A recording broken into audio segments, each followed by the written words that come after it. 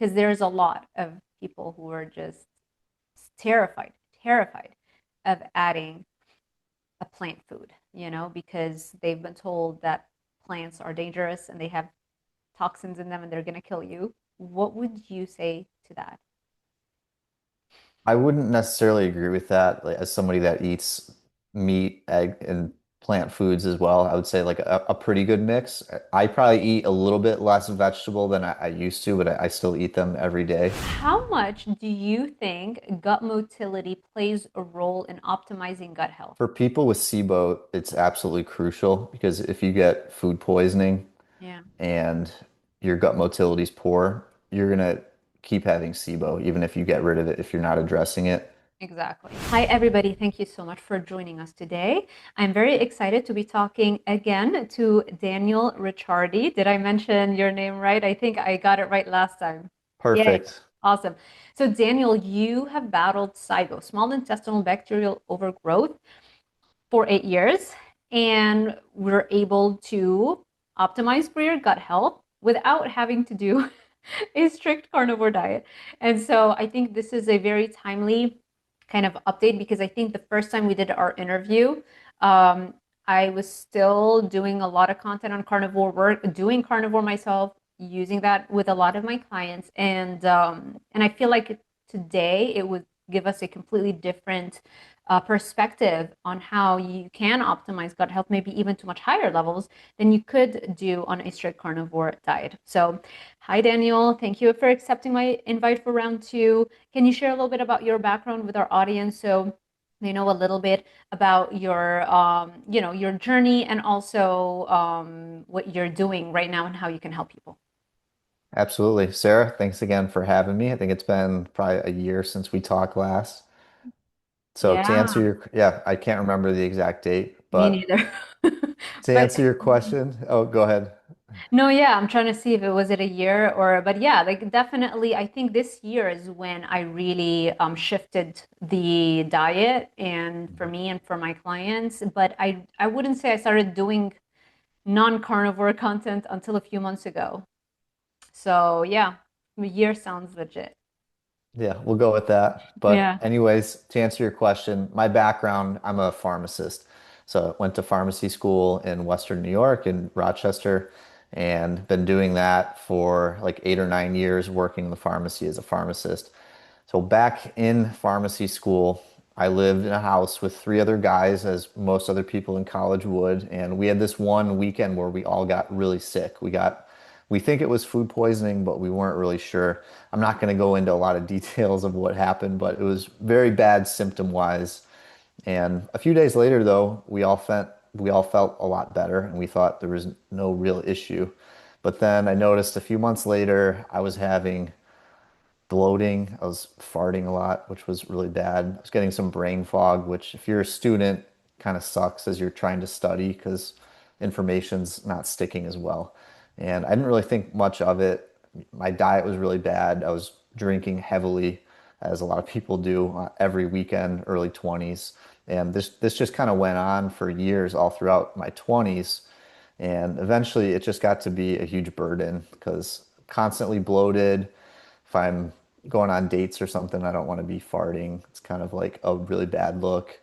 People at work saying stuff. It's just an annoyance. So trying to like sort this stuff out. How bad And was it on a scale of 1 to 10?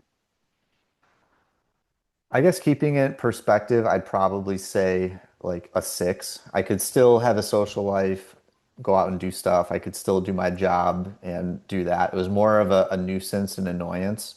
There are people where their symptoms are absolutely debilitating. That was not the case for me at all. So I can't sit here and say like, oh, like boohoo, feel bad for Dan. This was his life was over. Not the case, but if it's you that you're going through and it's 10 years of issues, it's tough. It's frustrating. Yeah, especially when you didn't have that, you know what it's like to go through life without that, and now having to deal with this new reality. Oh my gosh, yes, it's completely different. It's stuff that most people, if you don't have this issue, you wouldn't think twice about. Like if you know you're going to the pool tomorrow morning, you don't have to think about what you're eating Friday for lunch. Like it's stuff like that. It's like it wouldn't even register in someone's mind. But if you have IBS or SIBO, like this is stuff that you would be thinking about. Like, hey, I don't Yeah. want to be bloated the next day, so I got to worry about what I'm having for lunch and Yeah. dinner today. So you basically had IBS, irritable bowel syndrome, and SIBO, small intestinal bacterial overgrowth, and we think that the SIBO, right, is usually the root cause of IBS. That's a good question. Yes, that is correct for most cases. IBS is a term that really aggravates me. I hate it because people get diagnosed with IBS and it's just this label and it's saying that you have symptoms. It's basically pointing and saying, like, that's a problem, but it doesn't say why it's there. So, SIBO is a major cause of IBS. Yeah, yeah. Okay, so this happened then, and so you battled those symptoms for 8 years straight, Exactly. from the age of what, 22? It's 2011, so yeah, 23 to early in 2020. Okay. Yeah, so I don't yeah, do math in public, just 20, letting you 23, like know. 9 years, 23 to 32 roughly. Okay. Okay. Then what Let's go happened? with Tell that. us, tell us the progression. Yeah, I kind of got desperate because I was going to the doctors. They're saying try elimination diets, take Gas X, do this stuff, and didn't really help. So I talked to a functional practitioner finally. Hmm. And I said, hey, like I got this going on. This happens when I eat. This is the deal. And he says, I think you should really look into SIBO. And I didn't know what it was, despite being a pharmacist working in retail and clinical settings for almost a decade. Like I had Yeah. no idea what this Wow. disease was. I So was a nutritionist, classical training in nutrition dietetics, and they never once mentioned, SIBO oh or candida overgrowth or cipher. Look, all those things I had to learn later on, for me and for my clients, and just, learning all these functional medicine tools that we have. So yeah, that's normal. yeah, frustrating. It's just some lost time that you kind of wish you had back, but True. at least it's correctable and fixable, which is the what I'm trying to convey for people. So the functional medicine doctor diagnoses you with SIBO. We never did a breath test formally, so we didn't confirm it, but he says, yeah, from your symptoms, like you really need to look into this. I feel pretty strongly that this is probably the issue. So I went Mm, ahead and did my research on my own and looked at regimens and what the whole deal was with it, what's actually happening in your intestine, why it's different than a typical sinus infection where you can just take an antibiotic and you're done. So right. Okay. And then what happened? I did a round of antimicrobial herbs. I am not ashamed to say the regimen that I chose then was very much not optimized. I would have done it differently now, but after 6 weeks, I was feeling significantly better. I would say my symptoms were about 80 to 90% gone, Wow. which 6 weeks, that may not be the case doing one round of treatment for a lot of people. Just to be upfront, I had good results from it, but still, it's something that can happen that quickly. And that was after 8 years of battling it, then you get 80% reduction, maybe even more, in symptoms in just 6 weeks. Yeah, it's looking back, it's so shocking and frustrating, and it's just the stupidest thing to think back and think like that this could have been I could have had all my 20s back if I knew this information 8 or 9 years ago. Wow. Yeah. Yeah, imagine that. It's like all it took was just that protocol, and you wouldn't have to live with those symptoms for 8 years straight. So, can you share a little bit about that protocol? I know it wasn't optimized, but just a little brief overview of that success story. Yeah, definitely. So I did 5 antimicrobial herbs. I essentially looked online and every antimicrobial herb, I'm just scrolling down websites and practitioners' blogs, and they're like, yeah, we used neem leaf, we used oregano oil. So I'm re literally writing them down, and I ordered all the ones that I saw, and I just started using them. Not the smartest move. If you're Right. listening to this, don't do that. No, because you That's might not what have to do. die off, right? Yeah. Exactly. Yeah. So So, there's a way to tailor it, so don't. do the kitchen sink approach. Right. Yeah. And like slowly dose them a little bit higher. And there are now more obviously studies in more recent years where we know exactly which protocol to use and exactly, how long to that would take. So it's gotten easier for us now because we have those studies.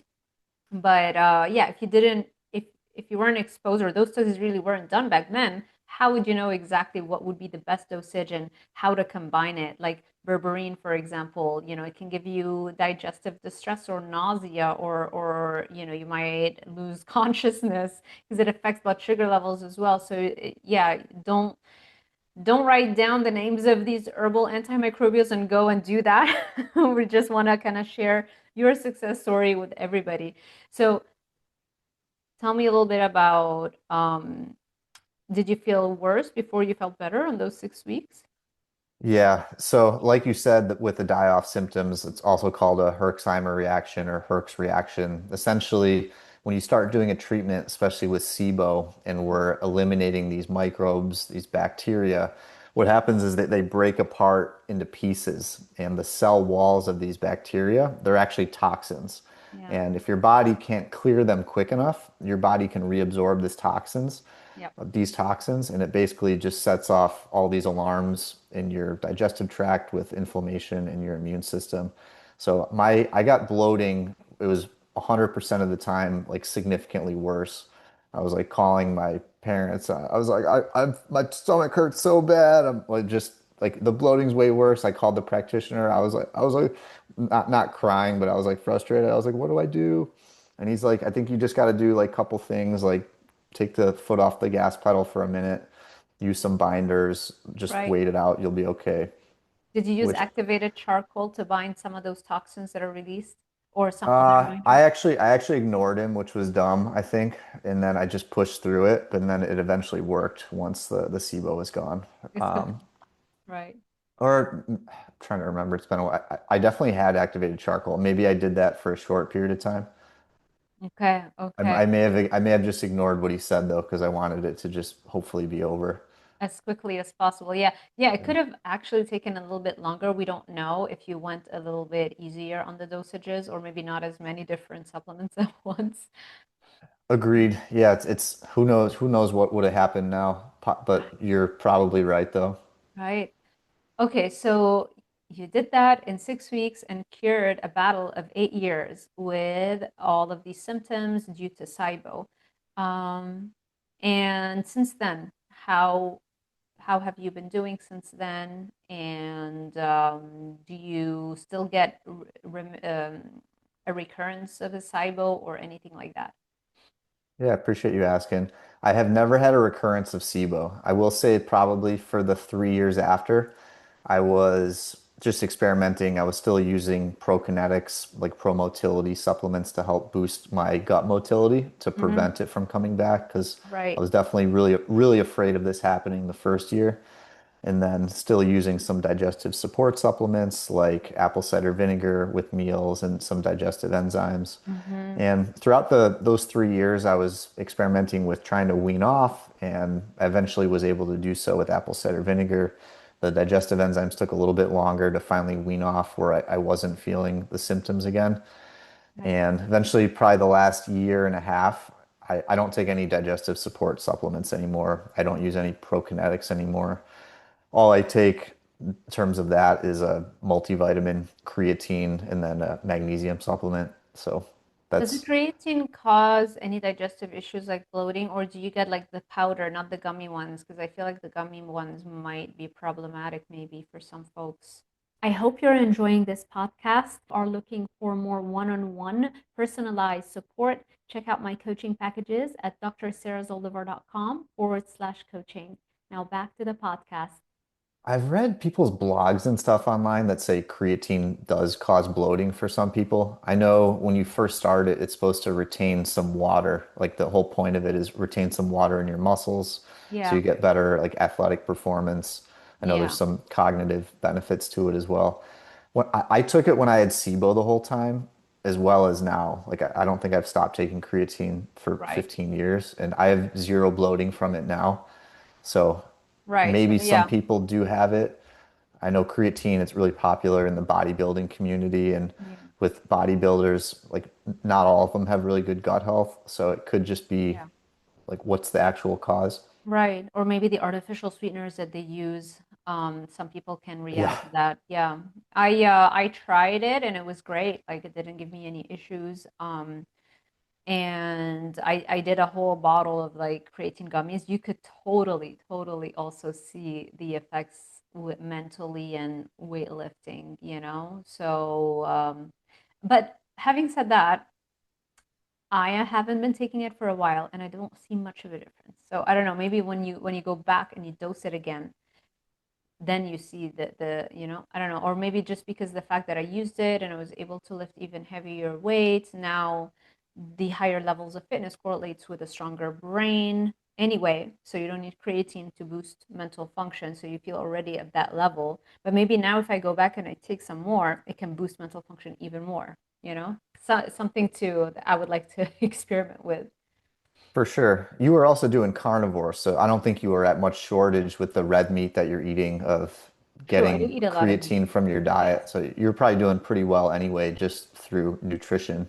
Good point. Yeah, because if you're saturated. Now, having said that, there are a lot of people, especially like people who study this for a living, the researchers who research creatine, they will take like 20 grams a day on a day, or even 25 grams if they have to do a lot of cognitively demanding tasks like public speeches or podcasts, like famous podcasts where there's more stress involved with that.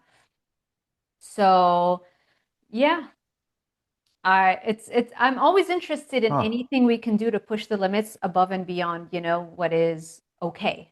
I don't want to just like be okay. Well, if I can be even more mentally tough and more dopamine, more serotonin, better mental clarity, more verbal fluency, memory, like why not do that, you know? It's like Just be better, you know?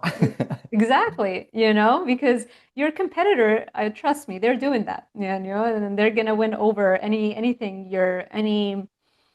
niche you're in, whether relationships or career wise. Yeah, So anyway, it's true. What did they outside of find the with that? Yeah, what did they dominance find with what? Oh, sorry. I was just going to ask you what did they find with that high dose creatine for the cognitive functions? Was it beneficial? Like massively beneficial. I was watching an interview between Dr. Rhonda Patrick, and she was interviewing this researcher. I forget his name, but that's his main focus. Like that's what he does for a living. He researches creatine, and that's what he said. And then Dr. Rhonda Patrick also takes that dosage. Thomas DeLauer takes that dosage. Although now he Hmm. discovered the precursor for creatine. He just posted a YouTube video on that. It's a supplement that you take and it converts in your brain to creatine. And because it can cross the blood-brain barrier more efficiently than creatine, you actually have more of a nootropic or like brain benefit because you can Hmm. create even more creatine in the brain. Simply because you're taking a supplement that can actually cross better than creatine into your brain. So yeah, they're all taking all kinds of stuff. Okay, I'm gonna check Yeah. that out. I'll see if Yeah. I can find that video. Yeah, it just maybe like a few days ago. It's easy. You'll find it very quickly. So, yeah, something that I think you're gonna love for sure. Especially that I know you bodybuild, right? You do lift. I don't compete in any bodybuilding, but yeah, like I care a lot how my physique looks. So yeah, I guess I kind of do for purposes. Do you do cardio?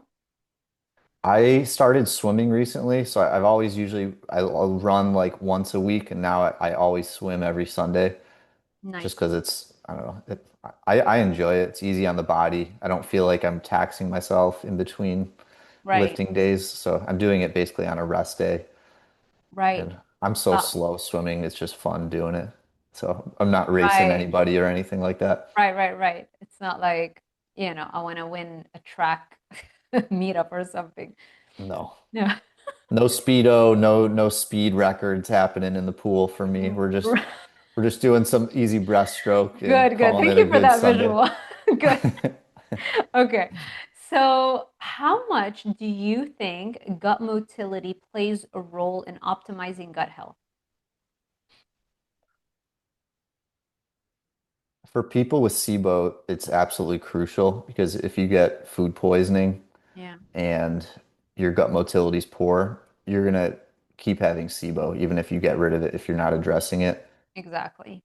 If you don't have SIBO, I don't think it's absolutely critical that you have to do like everything that I talk about in a lot of my content, like spacing your meals apart to support your migrating motor complex, taking supplements, doing Yeah, all that stuff. Because if somebody's feeling fine, you don't have symptoms, I don't think it's something that everybody needs to focus on. I would just focus on like the diet and what you're eating and having yeah, meals with people and chewing well and you know what I mean, enjoying your food that's healthy food.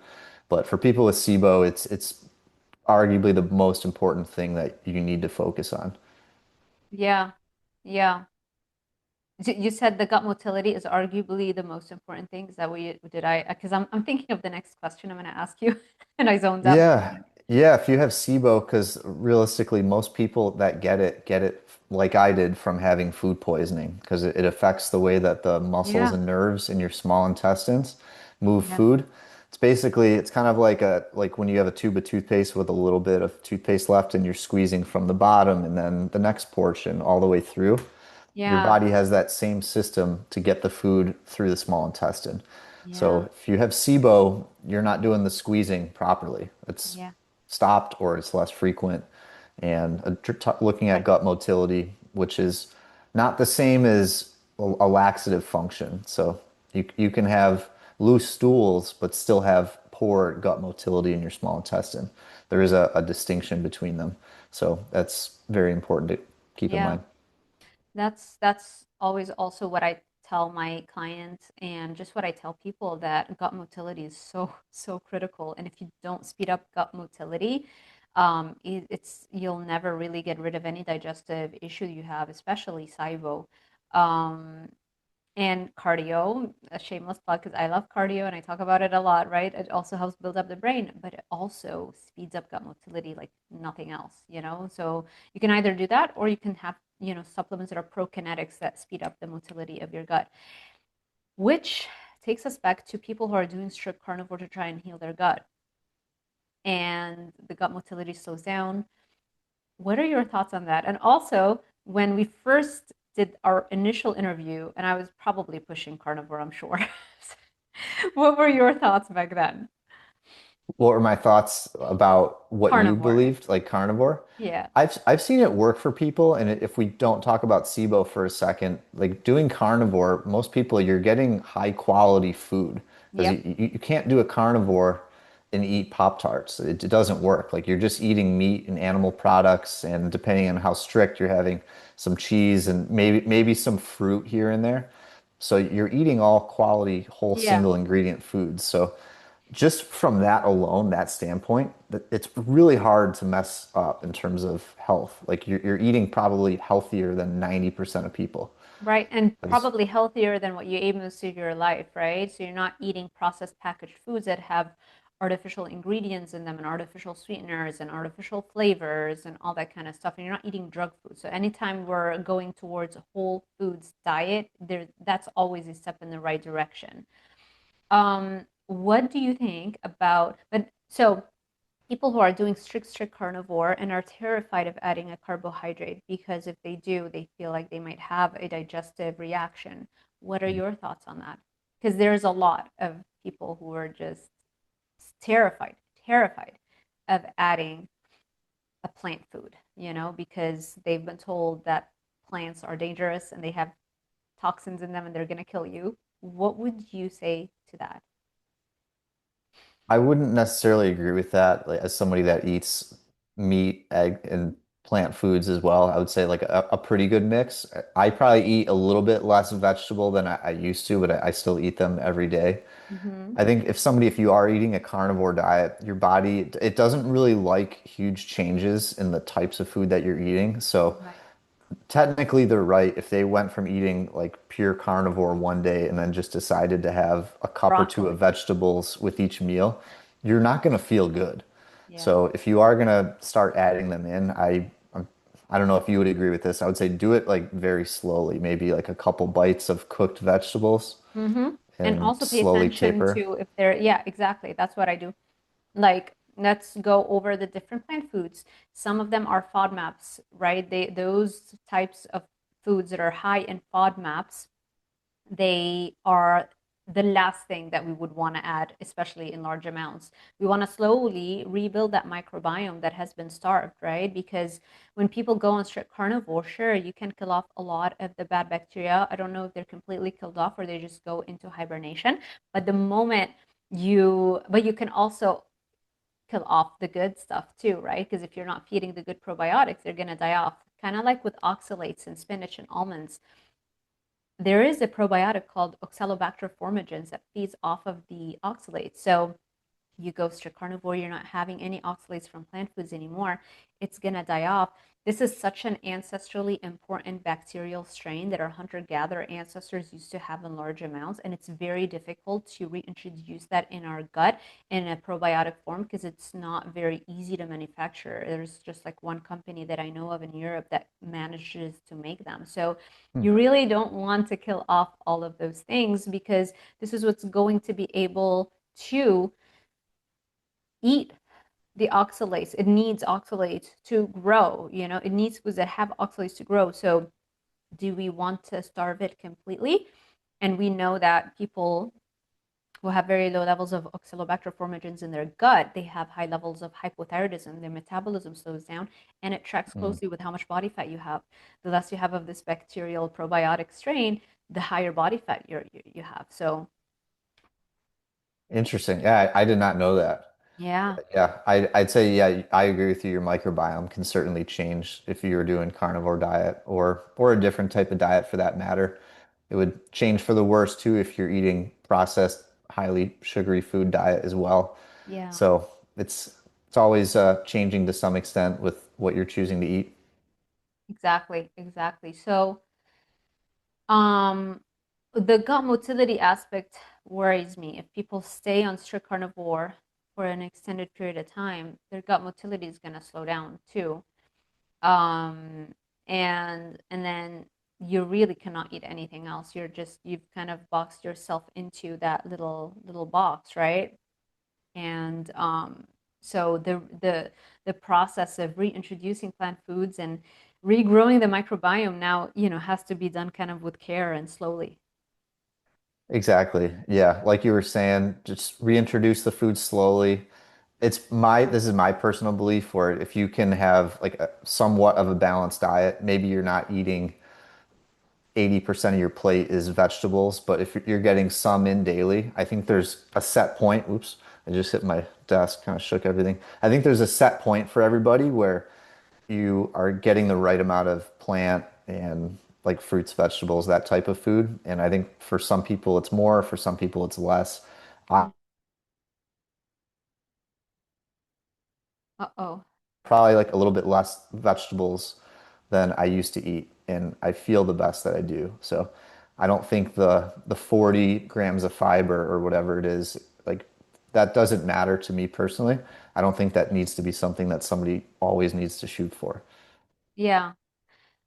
Um, so after those 6 weeks and you healed the gut and then you stayed on some digestive enzymes and prokinetics for a while, during that period of time where you're still taking those kind of aids a little bit until you finally didn't need them anymore, what was your diet like? My diet was pretty similar to it is now.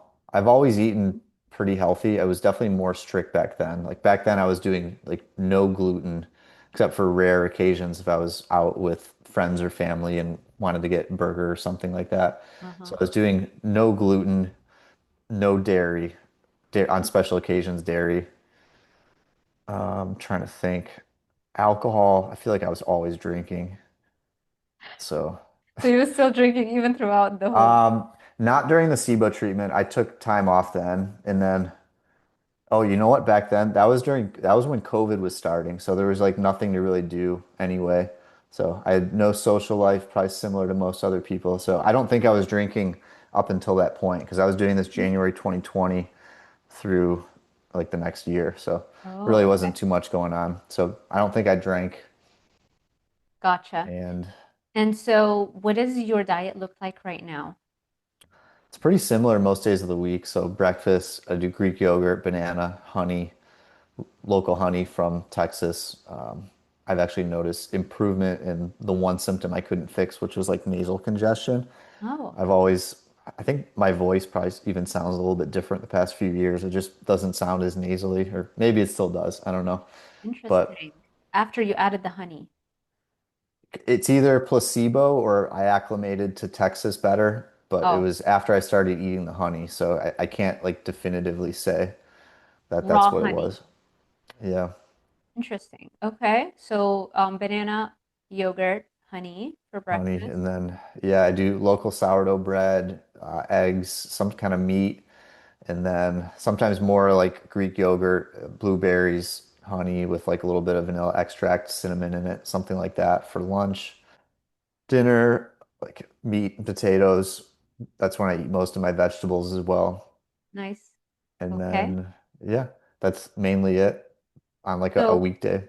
real whole foods. You're having meat because it's a very nutrient dense food. But you don't necessarily have to be so scared of a plant food or a carbohydrate for optimal gut health. And that's kind of the main message that I want people to know because people are suffering so much, thinking that and just being so scared of food, and their mental health is really suffering. Their gut isn't getting any better. Their energy is dipping over time, right? And so there are very easy things we can do to optimize gut health, right? And be able to eat a wider variety of foods, get way more nutrients, and be able to have energy and brain function. Well said. Yeah, nothing to add to that. That was perfect. Nice, good. Yep. So, what supplements would you say are the strongest help for somebody who wants to heal their gut? Somebody who wants to heal their gut. I like things like glutamine, especially helping with leaky gut. There's a class of stuff called mucilaginous herbs, which you have like DGL, slippery elm, Mm-hmm. things like that. A lot of people argue with this and say it doesn't do anything, but I think collagen peptides can also be a good tool, Yeah, things like that. Otherwise, I had a supplement I came up with, which was mainly for my SIBO clients and IBS clients called Bloat Blocker. It yeah, has this compound from tamarind seed and pea protein isolate, and it's good for helping seal the mucus layer in the gut lining. So it's a little bit of a different class of gut health supplement than stuff that exists, but it's something that I saw and wanted to initially use for my SIBO clients, and it didn't exist, so decided to make it. interesting. Where can people find it? The website for it, it's blueorchardwellness.com. Blue is BLU, and the product's called Bloat Blocker. Blueorchid.com. Okay. And that's the only place where people can get it, right? It's not on Amazon. Correct. It's only on the blueorchardwellness.com website. Okay. What are your thoughts also on colostrum? Well, actually, first glutamine. What would the dosage be in your opinion?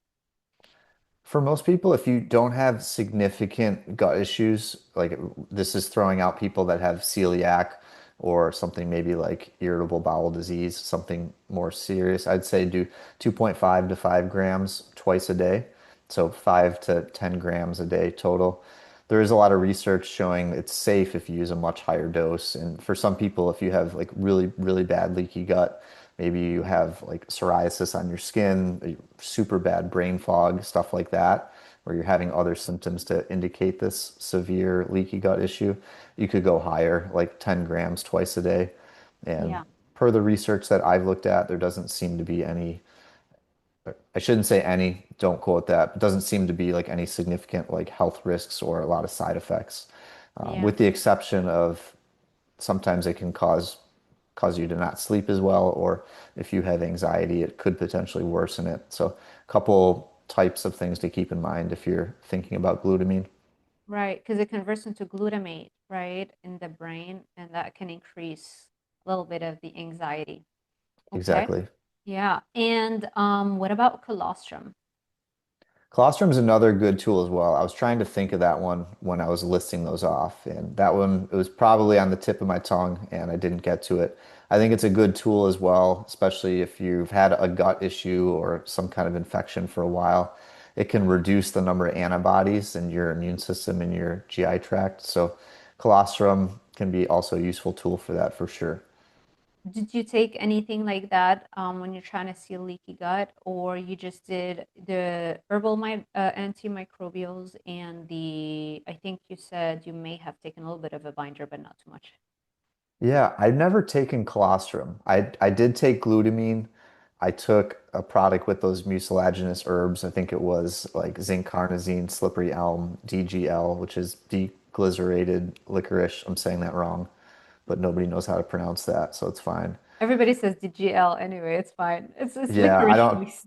Yeah, Yeah, I stopped trying. So I took those type of things. The binders I only took when I was doing the antimicrobial herbs. So that did not persist into the what I call the gut healing phase when you stop trying to right. kill off bacteria. Gotcha. Perfect. Yep. Yeah. So basically, what would be your advice to people who might be suffering with that? And how would they, let's say somebody is let's do one for a strict carnivore wanting to get to the root cause of why they can't eat anything, right? And how to heal that. And then we can do another example of somebody who's not necessarily carnivore and how they can also heal their gut. Okay. I think a lot of it ends up being kind of similar. So if you're doing strict carnivore, hopefully you're eating whole foods that are single ingredient foods and not processed foods, where you're not doing a bologna carnivore diet or like bacon only carnivore diet. Right.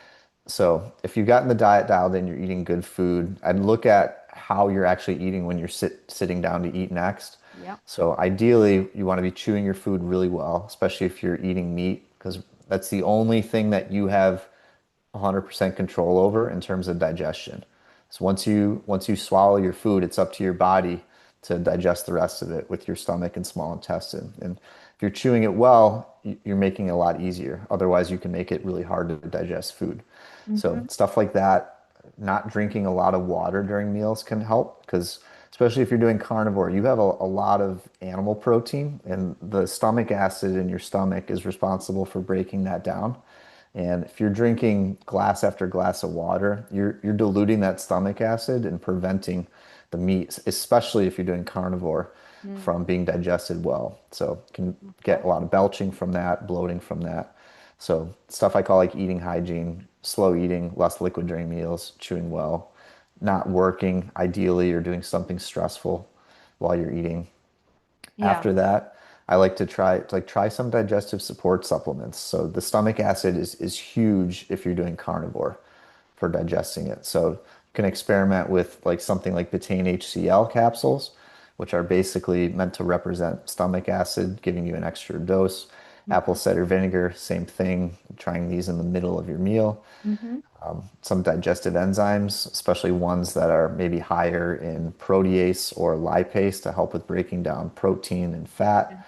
They So make those them. are, They make digestive enzymes that are geared specifically for keto diet. So they basically don't have the digestive enzymes for starches and carbs, and it's only like mainly the proteases and the lipases to digest just the protein and the fats. oh, perfect. All right, Yeah. that's what we need. It's called an enzymatica, I believe, or I think. Yeah, I mean everybody has it. It's everywhere. You can buy it everywhere. Yeah, I've seen one like that and then one with I want to say ox bile as well, just for some extra fat digestion support. Yeah. Because if you're doing carnivore, you have to be eating high fat. Otherwise, I don't know. I don't think it's possible to get enough calories. That Yeah, would be unless you like want to lose weight and 25 then you chicken do lean. breasts. Yeah, yeah, definitely. I like to feel much better. You would need higher fat, but then you won't be able to lose weight easily. So that's a dilemma with Yeah, carnivore. fair.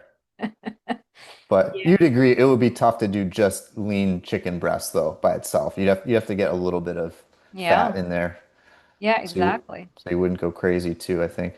exactly, 1,000%. Yeah, because then if you're basically what you're doing, if you're just doing lean protein, even though you're going to be losing weight like crazy, you're not probably going to feel too good. And it's called PSMF, protein sparing modified fast. It's like a form of a fast, where it's just lean protein. But yeah, Oh, it's hard to stick to that as a lifestyle. oh, interesting. Yeah, I haven't heard of that one. PSMF. Oh, Yeah. yeah. Yeah, it's like carnivore without the fat. Basically, all you're eating is just protein and no other macronutrients. Okay. Yeah. Interesting. I mean, it's great. I've used it myself on my clients. You shred body fat like crazy. You lose a lot of weight very Oh, quickly, right? I can imagine. Yeah. Right? Exactly, because you're creating a massive calorie deficit. But how are you going to build muscle for so that your actual body weight set point drops, right? Because it tracks with how much muscle you have and the speed of your metabolism. So if you're not doing that, if you're doing PSMF, you're not going to be able to have really effective workouts. Your metabolism, you can't really speed it up. So it's like it's fine, and some people can do it, especially if they have a lot of body fat to lose. You don't have a lot of metabolic slowdown if you have hundreds of pounds to lose. Your metabolism doesn't slow down as much. But if you're trying to perfect, like really get rid of those last 20 or 10 pounds, metabolic slowdown is very real because the body senses it doesn't have a lot of leeway anymore in terms of how much body fat it's got. And so it starts Huh. to fight you more. And so now it's even more important that we lower our body weight set point, not just, oh, we're crash dieting, right? It's like, no, we want to lower the set point by building muscle and speeding up the metabolism. So the body is fighting with you to keep your body weight down as opposed to fighting against you. So that the moment you stop that PSMF uh, crash diet if you want, you rebound very quickly because you didn't do it from the root cause. You didn't lower your body weight set point. Yeah, interesting. It makes Yeah, sense though, thinking yeah, about it conceptually. yeah. And this is why you can, do all the foods that you're doing and have effective workouts. You're eating the potatoes, you're eating the honey, and that's going to help you when you're lifting weights, and that's going to help you build a stronger metabolism over time as you keep adding more and more muscle, right? Your body weight set point will keep dropping and dropping, and your brain function keeps getting optimized because as you build more muscle, not only do you burn body fat more easily, not only do you burn more calories more easily, because your basal metabolism goes up, but you're also building your brain up, right? Just by the mere fact that your body has adapted to lift heavier weights, it means it's creating more dopamine and D2 receptors, serotonin, and serotonin receptors, and norepinephrine, and its receptors, and acetylcholine and GABA, right? It's like, because that's the central command. That's what needs to adapt as well to send the command to the muscles to be able to tolerate a higher pain threshold to be able to lift heavier weights. Interesting. Yeah, I didn't know that. So yeah, I appreciate the explanation. I'm just sitting Yeah. back listening. Love it. Yeah, well, that's what I love, like the brain more so. And it's just the health stuff is how can we change our eating habits and our exercise to build a stronger brain. That's mostly what I care about, you know? But you might see a lot of like dieting information, but it's more so the brain, I think, for me. Yeah, I mean, it's all interconnected. So, I mean, if you got to have everything included in it, it can't just be physical stuff. Yeah, yeah, exactly. What's the point of looking great if your brain is depressed? I don't know. Sounds pretty good though. No, I'm kidding. Looking great. Yeah, that's Looking fair. great, feeling bad. All right. Right, right. I'll take it. Um, That's couldn't funny. resist the chance to say something dumb on there. Had to take my had to No, take my shot. I love it. So, okay. Yeah, I just wanted people to feel excited and hopeful that you can heal the gut without necessarily being afraid of a wider variety of foods. If anything, I would argue that having a wider variety of foods is going to optimize your gut health above and beyond what training your body or having your body forget how to digest anything, right? You want to become more resilient. You don't want to starve your probiotics and all of the research we already know on that. But sometimes when we feel great, when we do keto or carnivore initially, it's hard to open our minds and understand that maybe you felt great for a period of time, but that does not necessarily mean that this is going to keep you feeling great forever, you know? Yeah, yeah, exactly. I mean, especially if you're coming from a place of pain where you're not feeling well and you find something that starts working, like if you're doing carnivore, like a lot of people, like you said, like initially will feel really good. Yeah. So I can totally relate that from somebody that's had a lot of digestive issues, having fear toward reverting to back how it was before. So it's definitely fair. Yeah. You know what I haven't asked you about is probiotics and probiotic supplements. What has your experience been with them for yourself, or would you recommend them to people? Yeah, I mean, I use them, I guess, depending on what we're looking at. I've definitely taken a ton of probiotics like all throughout my life. A lot of them were just kind of experimental just to see if it was something that would help because they show up in pretty much every gut health article that anybody's ever written. So, I mean, Yeah. in certain situations, there can be more helpful than others. Like if you just took a round of antibiotics, probably a better idea to include something in there. I think there's certain strains that are more helpful than others. I don't think that any strain is the end all, like fix all Pangea of all problems. Yeah. There is a lot of marketing like, oh, there's all these other supplements with this one that does this. You know what I mean? Takes your body where it was going to explode and now it's going to be fine. Like that's not really the case. So I use them in my practice, especially with SIBO patients. See a lot of them that have done a lot of rounds of antibiotics or antimicrobial herbs. So they can be a good tool, obviously, to help repopulate the good bacteria in the Mm. microbiome. I see people on, if they've taken a stool test, like a functional stool test, GI map, and we see they have low levels of good endemic bacteria. And that's a good indicator that your body may want to have a little bit more support from probiotics. But I wouldn't say like if you have gut issues, I don't think it's the first move to just go out and just buy a probiotic and take that. It would be it's kind of like a trial and error type thing. Yeah, and not all strains interact with a person in the same way, right? Sometimes certain strains, even L. reuteri, which is like the latest one to for people to be excited about for great reasons for sure, but for some people it might give them anxiety. Or, Yeah. you have it's about how it interacts in your own gut microbiome with other strains, and where your levels are at to begin with as well. That also plays a part. Do you have any specific strains that you care more for? For some people, Yes, I would say as a general rule, if somebody, let's say somebody has loose stools, I've found doing a combination of like lactobacillus type strains and Saccharomyces boulardii. From mm, the research I've read and experience, it seems to be a little bit more helpful. Whereas mhm. if you're having constipation, the probiotics research doesn't show that they're as strong at fixing it, but if you were to use one for constipation, I'd try to get one with higher amounts of bifidobacterium type species in there. So that would be Interesting.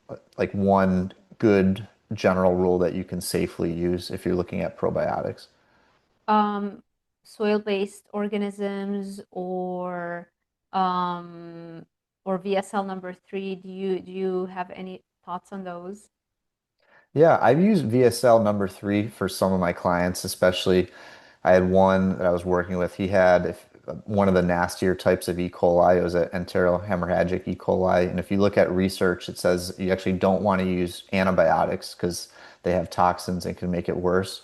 It's actually using viable, which are like live probiotics in really high dosages. So in certain situations, then yeah, I have used VSL number three. I don't use it for all clients, but it's definitely something I keep in mind if somebody has really low levels of bacteria or if there's some sort of nasty bug that we're trying to rebalance the microbiome around would be a good option. And then for the soil-based like probiotics that start with the word bacillus, there is good research with SIBO. We're using a combo of all three of like the big three types of probiotics, which are the bacillus, Saccharomyces boulardii, and then the lactobifido, like using a combination of all of those can be good. Perfect. Yep. All right. I think this is great. Let's keep it a little under an hour, so hopefully people are motivated Man, to time watch it. flies. I Can't know. believe it. That was an I hour. I know. So, can you share a little bit more about where people can find you so they can work with you and also your supplement, the website, and then yeah, we'll wrap it up. Absolutely. Easiest way to get a hold of me, probably Instagram. So it's Dr. Daniel Ricciardi. It's Dr. Daniel Ricciardi. You can find me and message me there. I have a SIBO program, which is like online thing, monthly membership recurring. It's SIBOshortcutinfo.com. And then for bloat blocker, it's blueorchardwellness.com to go to the website. And yeah, if you want to shoot me an email if you have questions too, you can do so. Dr. Daniel Ricciardi at gmail.com. No, no period in there, just Dr. Daniel Ricciardi at gmail.com. Perfect. Thank you so much. This has been great. If you have, for everybody who's watching, if you have watched the end of this interview, let us know. Write Daniel, Dr. Daniel, in the comment section so we know that you reached the end. And I will make sure that I post your handles, social media, and websites in the description box below so people can find you easily. Thank you so much. This has been fantastic, and hopefully we'll do a round three in a year as well. And yeah, it's definitely a great message of hope for people to know that you don't have to fear foods. It's not that all foods are gonna kill you or have your symptoms come back. You just have to understand, what's going on and just, treat that specific root cause. And you can go back to having a normal life with even better health and even better gut health than what you can achieve with complete restriction. So, Well said. Thanks for having me again, Sarah. This was fun. Looking forward to next time. yay, me too. Thank you, everybody, for sticking with us till the end. If you enjoy this kind of content, make sure you let me know by giving this YouTube video a thumbs up, subscribing, and hitting that little notification bell icon so YouTube alerts you every time I post a new video. Thank you for watching, and I will see you in the next one.